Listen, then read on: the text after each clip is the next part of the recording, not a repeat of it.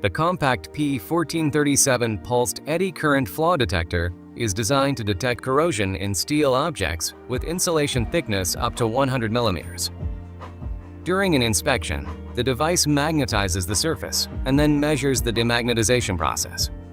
As a result, the flaw detector can estimate the amount of steel located under the sensor with high accuracy. Since the device does not measure the thickness of the object directly, it requires a reference point for operation, so it is necessary to calibrate it on the object where the metal thickness is known. For calibration, you should only enter the thicknesses of the object and the insulation at the calibration point. After that, measurements can be taken. The device displays a demagnetization graph, which is abbreviated as an A-scan. The reference curve obtained during calibration is displayed in red. The curve of the current measurement is displayed in yellow.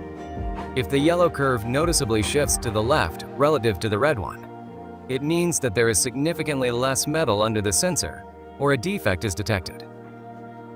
As we can see, steel discs with a thickness of 10, 8, and 5 millimeters are measured with high accuracy through a 50 millimeters thick insulation layer. It is important to note that calibration should be repeated for each new object. The flaw detector can be connected to two sensor types. The small sensor operates through insulation up to 30 millimeters thick and detects corrosion spots from 20 millimeters in diameter. The big sensor operates through insulation up to 100 millimeters thick and detects corrosion spots from 40 millimeters in diameter.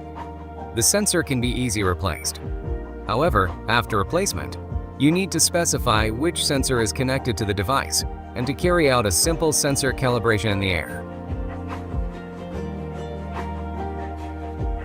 Let's measure a real pipe with insulation. The thickness of the pipe and insulation at the calibration point can be checked in the data sheet for the test object. You can also measure the thickness at the calibration point using, for example, an EMA thickness gauge. In this case, you may have to partly remove the insulation at this point to provide access for the thickness gauge. In spite of the fact that the pipe looks the same externally, there is a step from 12 to 4 millimeters in thickness inside.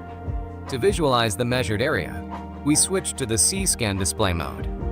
The C-scan is a surface map.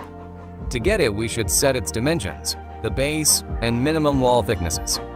Please note that the measurements with the Pulsed Eddy Current Flaw Detector require a similar insulation thickness in the inspection area, with deviation of no more than 10% from the calibration point.